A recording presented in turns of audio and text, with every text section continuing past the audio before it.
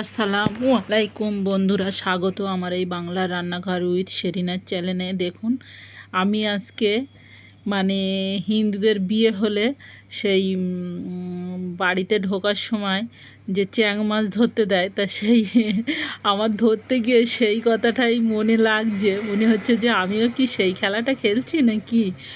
বারবার আমার হাত থেকে পালিয়ে যাচ্ছিল, কিন্তু খুব কষ্ট করে চ্যাং মাছটাকে ধরিয়া কুটে নিয়ে এবারে আমি ঘষে নিচ্ছি।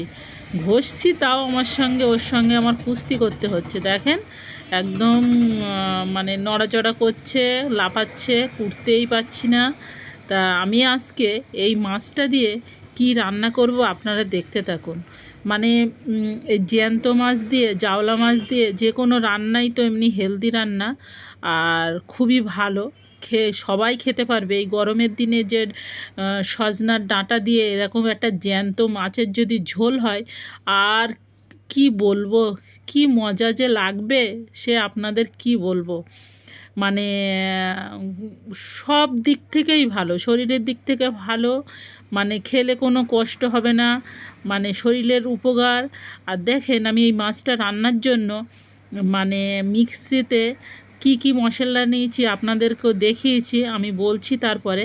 তা আমি সবার প্রথমে নুন হলুদ মাখিয়ে মাছটা ভেজে নিচ্ছি। ভেজে নেওয়ার পরে আমি মিক্সিতে কি নিয়েছি সেটা আপনাদের বলবো, কিন্তু আগে মাছটাকে ভেজে নেই, তারপরে বলবো। দেখেন, মাছটা যখন আপনাদের দেখানোর উদ্দেশ্য হচ্ছে, মাছটা যখন আমি দিয়েছি গরম তেলের ভিতর, তখনও নড়াচড়া করছে। এত তেজি মাছ, কি বলবো। আপনারা ভাববেন না যে একটা মাছে ওরা কজনা খাবে, আমরা একটা মাছে দুজনা খাবো, কোনো অসুবিধে নেই। আজকে মেয়েও বাড়ি নেই।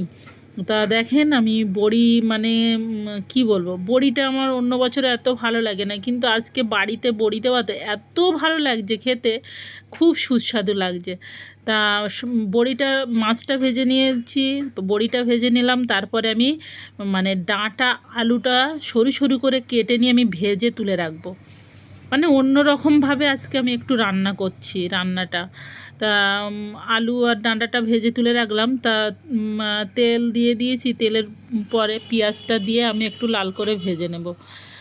আপনারা তো, আমি সবসময় কম তেলে রান্না করি, আমার এই তেলটা আমার কাছে মনে হচ্ছে প্রচুর প্রচুর তেল, কি বলবো। এর থেকেও কম তেলে আমার রান্না করলে ভালো হয়, কিন্তু দেখেছেন তেলটাই গেঁজে এসছে, তেলটা আর কি ফিকটা। হ্যাঁ হ্যাঁ বন্ধুরা, এই যে আমি পেস্টটা দিলাম, এতে জিরে আছে, কাঁচা জিরে, কাঁচা মরিচ আছে, অল্প সামান্য একটু হালকা আদা রসুন আছে, কাঁচা পেঁয়াজ আছে, আর কাঁচা ঝাল আছে। একসঙ্গে আমি মিক্সারে পেস্ট করে নিয়েছি, নিয়ে ওটা ঢেলে দিয়ে তারপরে আমি হালকা নাড়াচাড়া করে হলুদ গুঁড়ো আর লবণ গুঁড়ো দিয়ে দেবো। দিয়ে আমি হালকা নাড়াচাড়া করব, নাড়াচাড়া করে আমি হালকা করে অল্প করে পানি দিয়ে দেবো। এইভাবে কিন্তু আপনারা রান্না করবেন। রান্নাটা মশলার ভাগ বুঝতে হবে, যে যেমন মাছ বা সবজি তরকারি করব, ততটাই কিন্তু জিরে মরিচ দিতে হবে। আপনারা যদি মনে করেন যে না আমি খুব বেশি দেবো, ভালো লাগবে, কিন্তু ভালো লাগবে না। খুব কম কম দিয়ে রান্না করবেন, দেখবেন ভালো লাগবে। আর আদা রসুনের পরিমাণটা তো খুবই কম, খুবই কম। আর ঝালটা যে যেমন পছন্দ করেন সেইটাই দিলে হয়ে যাবে। আমি ভাজা আলু আর সজনার ডাঁটাটা দিয়ে দিলাম।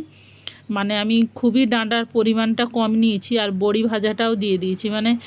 আমি আলু ভাজা আছে, সজনার ডাঁটা ভাজা আছে, আর বড়িটা যদি এখন না দিই ভালো করে গলবে না, আর শক্ত থাকলে তো ভালো লাগবে না খেতে। এবারে আমি ওই মিক্সিতে ওই পানিটা দিয়ে দিয়েছি।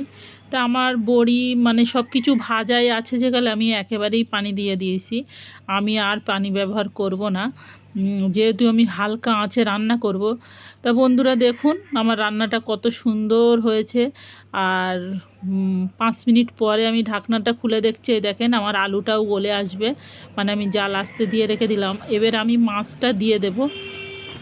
ভাজি মাছটা দিয়ে দেবো। দেখেন কি সুন্দর কালার চলে এসছে, আর ঠিক বাঙালিভাবে কি সুন্দর একটা গন্ধ আসছে, ওই কাঁচা জিরে মরিচের বাটার গন্ধ। আমার ওই গন্ধটা শুঁকলেই তো মনে হয় যেন এক থালা ভাত এখনই খুলে খেয়ে নেই। কিন্তু খাবো তো, সবুর তো দিতে হবে, যে রান্নাটা হয়ে যাবে তারপরে তো খাবো। যখন তখন খাবো খাবো করলে তো আর হবে না।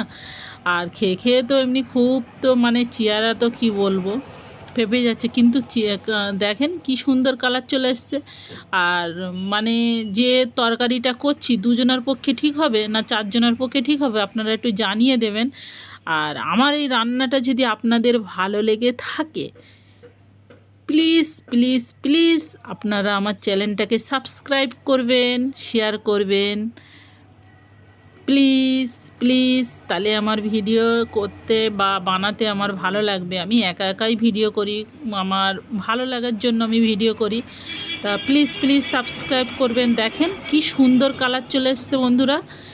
এইরকম ধরনের যদি একটা তরকারি থাকে গরমের দিনে, ভালো থাকবেন। খোদা হাফেজ।